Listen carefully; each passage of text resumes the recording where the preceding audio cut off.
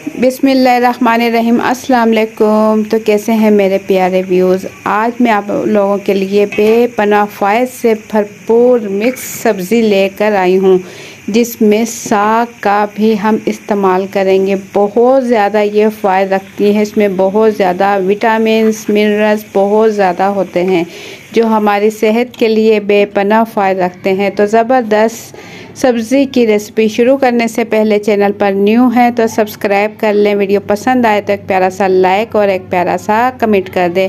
Video skip किए बगैर पूरी देखिएगा ताकि आप जान सकें कि ज़बरदस्त ये सब्ज़ी की रेसिपी हम कैसे तैयार करेंगे। तो झटपट से रेसिपी शुरू करते हैं। बिस्मिल्लाहिर्रहमानिर्रहीम। हाँ, मैंने ले लिया है साग।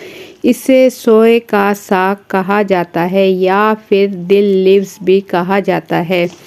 तो ये बिल्कुल बारीक बारीक इसकी पत्तियां होती हैं, जैसे कि सर के बाल होते हैं, इसी तरीके से इसकी बिल्कुल बारीक बारीक पत्तियां होती हैं। तो ये बहुत ही नरम और मुलायम साग होता है और इसकी डंडियां जो है ये भी बिल्कुल नरम कच्ची कच्ची होती हैं।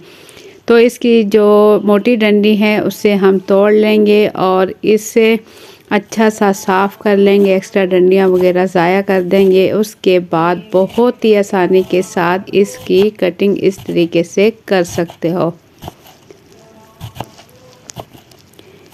ये साग काटने में बिल्कुल भी टाइम नहीं लगता और बनाने में भी बिल्कुल टाइम नहीं लगता। आप चाहें तो सिंपल सोए का साग भी बना सकते हो, लेकिन इसे आज हम बनाएंगे मिक्स सब्जियों के साथ। मिक्स सब्जियों के साथ ये बहुत ज़्यादा फ़ायदेमंद हो जाता है और खाने में भी बहुत ज़्यादा फ़ायदियत और जायकेदार बन जाता है। फ़ायदियत भी बेपनाह रखता है। और मिक्स सब्जियों के साथ जब आप जितने कलर की सब्जियां इसमें डालेंगे, इसके इतने ही फ़ायदे बढ़ते जाएंगे। तो एक गुत्थी हमने साग ले ली। इसका साग कोई ज़्यादा महंगा नहीं आता, आम जैसे कि सरसों का साग या दूसरा साग आता है, इतना ही में आ जाता है। तो साग की कटिंग करने के बाद यहाँ मैंने ले ली है लाल गाजर। लाल गाजर अच्छे से छीलने और धोने के बाद इसकी हम कटिंग करेंगे। कटिंग आप अपनी मर्ज़ी के मुताबिक इसकी कर सकते हो। मैं कुछ गुलाई में इसकी इस तरीके से कटिंग कर लूँगी।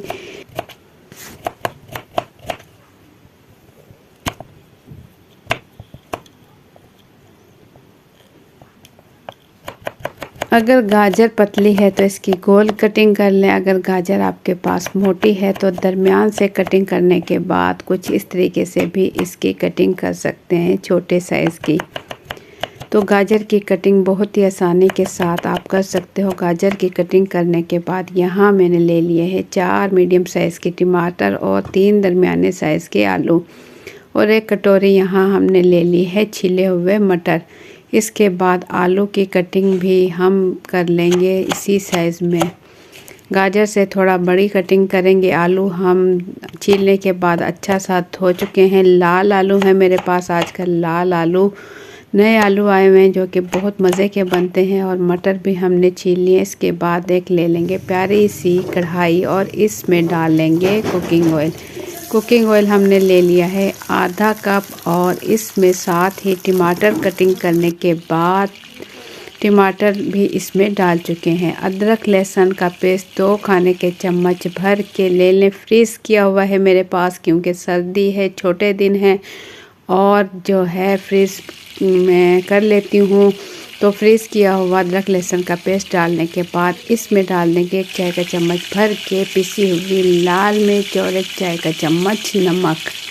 सूखा धनिया पाउडर 1 चाय का चम्मच भर के सूखा धनिया पाउडर डाल देंगे। ज़ीरा भी इसमें डाल देंगे 1 चाय का चम्मच। ये मेरे पास है सालन का मसाला, ये खुला भी मिल जाता है। अगर आपको कहीं से मिले तो बहुत ज़बरदस्त है, नहीं है तो इसे आप स्किप भी कर सकते हो।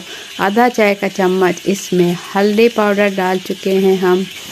अब ढक्कन ढककर इसे हमने 2 से 3 मिनट के लिए छोड़ दिया था मीडियम फ्लेम पर। तो ये देखें माशाल्लाह से ऑयल इसका अलग हो चुका है और टमाटर अच्छे से गल चुके हैं। तो इस टाइम हम इसे भून लेंगे 1 मिनट, इस अच्छा सा भून लेंगे ताकि मसाले اور ٹماٹر اچھے سے پک چکے ہیں اور اسے بھوننے کے بعد اس میں ڈال دیں گے ہم سوئے کا ساگ۔ سوئے کا ساگ ہم بھونیں گے تو اس سے کیا ہوگا، بھوننے سے یہ جو ہے مقدار میں کم ہو جائے گا، تھوڑا سا جب آئل میں بھuنے گا تو یہ کم ہو جائے گا۔ تو اسے اچھا سا مکس کریں گے۔ مکس کرنے کے بعد ڈھکن ڈھک کر چھوڑ دیں گے 5 منٹ کے لیے، تاکہ جو ساگ ہے تھوڑا سا کم ہو جائے اور بھون جائے۔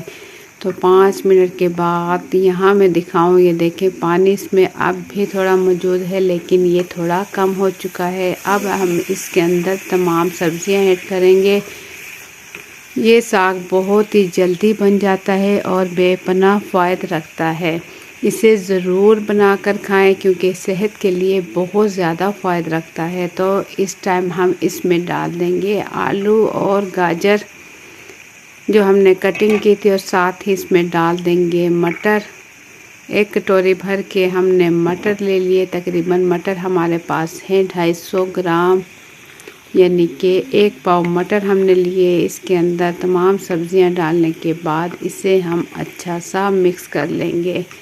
جتنے کلر کی سبزیاں ہوں گی اتنی ہی زیادہ فائدہ مند یہ سبزیاں ہیں۔ تمام سبزیاں اس طریقے سے مکس بنائی، یہ صحت کے لیے بہت زیادہ اور فائدہ مند ہے، اور کھانے میں بھی بہت زیادہ ذائقے دار یہ سبزیاں بنتی ہیں۔ اگر یہ سبزی اگر آپ نے بنا لی تو بچے اور بڑے سب ہی اسے شوق سے کھائیں گے، یہ اتنی ذائقے دار سبزی بنتی ہے۔ تو اچھا سا مکس کرنے کے بعد اب اس میں ڈال دیں گے تھوڑا سا پانی ایڈ کر دیں گے، اور ڈھکن ڈھک کر ہم اسے پکائیں گے تاکہ یہ اچھے سے پک جائے۔ تو ڈھکن ڈھک دیا ہم نے، اسے پکایا 7 سے 8 منٹ تقریباً پکایا۔ تو پانی یہ دیکھیں اس کا خشک ہو چکا ہے، ہلکا ہلکا پانی اس ٹائم اس میں موجود ہے، اور سبزیاں بھی تقریباً 90% گل چکی ہیں۔ اب اس میں تھوڑا تھوڑا پانی ہے، تو اسے ہم بھون بھی لیں گے تاکہ اس کا پانی بھی خشک ہو جائے اور یہ اچھے سے گل بھی جائے۔